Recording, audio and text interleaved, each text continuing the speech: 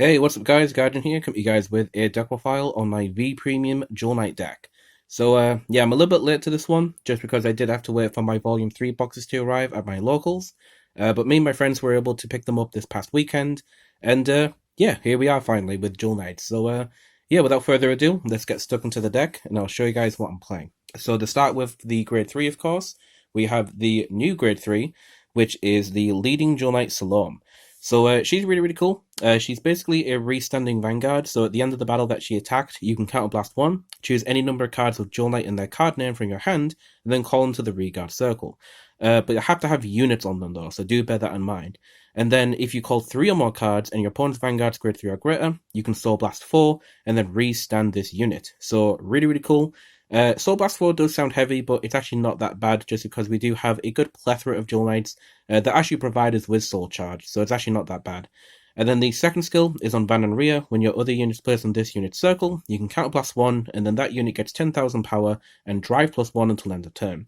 So the really cool thing with this is that if you get to a turn 4 and you ride a second Salome on top of your other Salome, you can actually do a triple drive Vanguard twice, because you'll attack with triple drive, and then you'll restand her, and then you'll triple drive again. So that's really cool. I've managed to pull it off a couple of times, and it's very scary when it does happen. Yeah, that's really cool.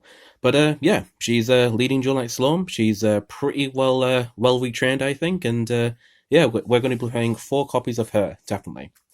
So to go along with Salome, we of course have the other Grade 3 Dual Knight that we got in the VCon selection over a year ago, which is the 4 copies of Ashley. Ashley's still a good Vanguard.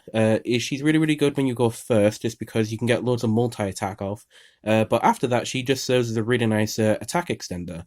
Since on Van and Rhea, when she attacks, at the end of the battle, you can Soul Blast 2, and then if she's on the Vanguard circle, you can call 2 Dual Knights from your deck that are Grade 2 or less. But if she's on Reguard circle, you can call 1. But that's still good. And then she also has that utility skill of when a unit's placed on her circle, you can counterblast, and then that unit gets an extra critical as well.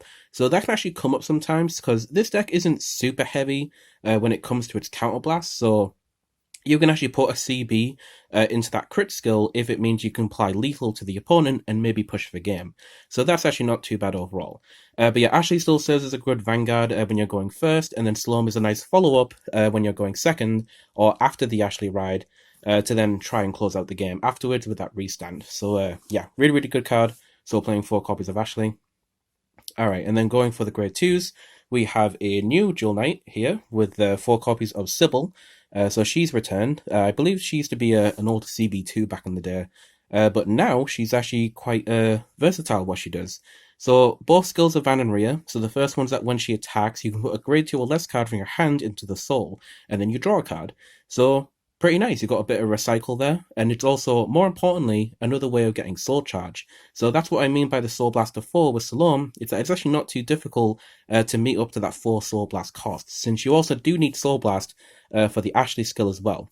So do bear that in mind. Then the second skill is on Van and Rhea. When your other unit is placed in this unit's circle, you look at 3 cards on the top of the deck, choose a Grade 2 or less Dual Knight from among them, call it to the Reguard circle, and then put the rest of the bottom of the deck in any order. So she's kind of like an Agravale in that aspect. You check top 3, put the rest to the bottom and call 1, but you have to call the Dual Knight, so that is the main restriction, but obviously not that difficult when most of the deck are Dual Knight, but you do have to bear in mind it has to be a Grade 2 or less Dual Knight, so you can't call an Ashley back out with this, so do bear that in mind.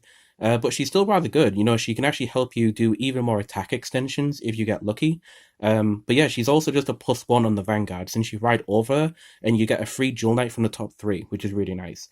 And like I said, the top skill also helps with soul charging, so overall, really good package on her skills, and we're going to be playing 4 copies of Sybil. So that is the new Dual Knight that we got for the Grade 2.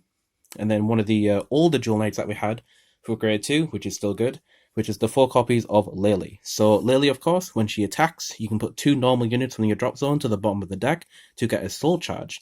And then she also gets 5,000 power, which is actually pretty good. The fact that she can be a 15k beatstick, on a force marker she can be 25 with a 8k booster, she can be 33. She can just make really good numbers that helps get over defensives, which is really important. And then speaking of, her Van and Rhea skill at on the bottom is when your other unit's placed on her circle the unit gets 10,000 power, and that also helps you with getting over defensives as well.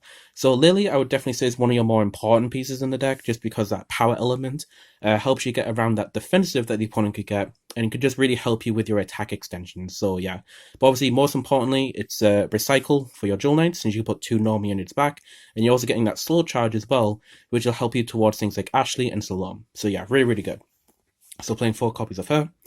And then for the other grade 2s, I had to decide on a package here with what I wanted to go for. So I decided to go with the 3 copies of Liverot. I decided just for 3 of this, just because the counterblast for this is kind of awkward, because you want to preserve your counterblast for important cards like the Salome stand and maybe the Ashley crit and stuff like that. But in the early game, we don't necessarily need counterblast too badly. So we can actually ride into the Ashley and just abuse the opponent with our Soul Blasts instead to get the multi-attack. But obviously you do need the counterblast at some point for the Salome stand. But with the Liverot, he can actually help you call out your other Dual Knights from the deck, like the Sipple and the Lily, to basically help fill the field up to meet the conditions of the Salome, since Salome does require you to call units to circles that have units on them. So Liverot is a nice way to help fill the field up to meet those conditions, basically. But you just need to be a bit careful, because you do need to spend CB in this sometimes, and even when you can spend Soul Blast on it, that means you don't have CB available, so that's kind of awkward. So do be careful of that, because both the resources he uses are actually important for other stuff. But I decided to only go for 3 of this, because I did want some for the early game, but I also wanted them because we can toolbox out some other grade 2s that could be useful. So one of those grade 2s is, of course, the Die Connect Dragon, since this is basically a Pongal. It soul charges you when you call it to a column that has a unit in it. And also, if you soul charge in a trigger, he gets 10k, which is not too bad. But yeah, he's basically just a soul charge piece to help you. And then another grade 2 I thought of, which was 1 copy of Great Sage Baron. So I decided to go for the Baron just because if we do have the Counterblast available, we could actually set up a pretty lethal turn with our Salome, where we can Counterblast and give that attacking grade 3 an extra critical. And also, it lasts until end of turn, which means you can actually set up a pretty scary Salome column, as long as you have the excessive amount of Counterblast that you need to set up this on the field with the Salome, obviously. Now, of course, it's a little bit much to ask, because the Liverot is a Counterblast, and then this will be a Counterblast, so you do have to dedicate a lot. But if it means the opponent dies, then, you know, who cares, right? So, yeah. And then also, one aspect of this that I like is that it's kind of like a pseudo booster, in that you can just put it in the back row, which for the most part will be safe, since your opponent won't be able to hit it really, unless they're playing a control deck. But the fact that you can just recycle this as well with the Dual Knights is also pretty cool as well. So I kind of like this grade 2 package. You can swap this out for some other stuff, like a 4th copy of Liverot, or maybe a 2nd copy of Die Connect Dragon, or maybe some other cards like the grade 2 that we got from the V Clan collection, or, you know, Harold, which is a grade 1 that we got from the other one. So yeah, there's a lot of versatility when it comes to the alternative units in this deck that aren't Dual Knights, so it's worth having a play around with them, but that's what I decided to go with for now. Alright, so moving on from the grade 2s, we have the grade 1s. We have the 4 copies of Eunice. So Eunice is actually pretty cool, because at the end of the battle that she boosts, basically you can put a normal unit from the drop zone into the bottom of the deck to get a soul charge. So she's kind of similar to Lily in that respect, but then also you can bounce her back to your hand, which is actually pretty important, because sometimes you may need that extra Dual Knight name in the hand to help meet the conditions of your Salome to call out those 3 Dual Knight names that you need to get her re-stand off, basically. So she can come in clutch pretty often. Also, just bouncing back a 10k shield to your hand can also be quite good defensively as well, which is pretty cool. And then also the second skill is Vanguard. When your other unit's placed in this unit circle, you can choose where your opponent's reguards in the same column as that unit, and then retire it. And then if no units were retired, you draw a card. So it's kind of like a Morvidus in that respect, but basically you have to pop something in this unit's column on your opponent's field if there is any, but if not, you get a draw, which is also pretty good. I quite like it though, because it gives you a bit of a removal in the deck as well, for any like nasty units that you want to get rid of on the opponent's field. So she's not too bad. But yeah, I quite like it for the recycle. Give us another unit to recycle along with Lily. And also it's another provider of soul charge as well. So yeah, really cool card. So definitely playing 4 of her. And then of course we have the usual 4 copies of Morvidus. Now her counterblast skill It was kind of flexible in all the decks, I think. But in this deck, you really don't want to use the Counterblast on her first skill. It can come up sometimes, but yeah, it's not that important. The main reason, obviously, is that it's a Dual Knight, but then also we get to draw a card when we place a unit on top of her. So when we ride her as a Vanguard, we can ride a grade 2 and just get a free +1, which is really, really nice. And then also, just during the game itself, if you just call over her for things like the Salome, you don't manage yourself because you just draw a card to replace her, and you got under the normal unit in the drop zone that you can recycle with your other cards. So yeah, 4 copies of the Morvidus, really, really nice. And then the last grade 1, which we can expect, is 4 copies of the grade 3 Searcher with Cecilius. Yeah, it's good. What can I say? You want to search for your Salomes, you want to search for your Ashleys. It's just a staple in most V Premium decks, so playing the 4 copies. And also, it's pretty good to set up normal units in the drop zone from that discard, so do bear that in mind. Alright, so to go to the grade 0s now, we are playing for the starter, the 1 copy of Shining Knight Milius. It's a Dual Knight deck, so I thought, why not? Let's have a Shining Knight, right? Kind of makes sense, so decided to go for him for the starter.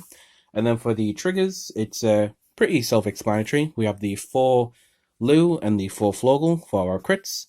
And then we have the 4 Draw PG with the Salt and the 4 Heal Guardian as well. Pretty standard build for the most part. Yeah, the Heal Guard comes up for the early game just to prevent early game rush. And yeah, just your bog standard 8 crits and 4 draw 4 heal. Nothing really much to go about there. But for the most part, when it comes to the marker, we're pretty much going to be sticking with that Force 1, just because the Force 1 can help us with that multi-attack aspect that Ashley provides us. And yeah, it's just an all-round really fun deck. The resource management that you're doing here is really, really fun. And yeah, like I said, the Salome restand can actually just be very, very detrimental and very, very scary. So yeah, really, really cool. I'm happy to have the Dual Knights in the V Premium meta now. So yeah, looking forward to see what they do next time. But I don't know. I mean, it's going to be pretty difficult to outmatch these, I feel. But we'll have to see. Hopefully we might see a reversed Ashley or maybe some other unit, right? So we'll have to just see what they do in the next V Premium set. But yep, that's going to do it for me. Hope you guys enjoyed. I think the next deck that I'm going to look at doing is probably the Oracle Think Tank with the Witches, of course. And we, of course, have other clans to look at like Narakami with Dungaree, which is different. I'll say that at least. And yeah, I hope you guys look forward to it. So thank you guys very much for watching. Hope you guys enjoyed. And I'll catch you guys in the next video. This is Guardian 205, signing out.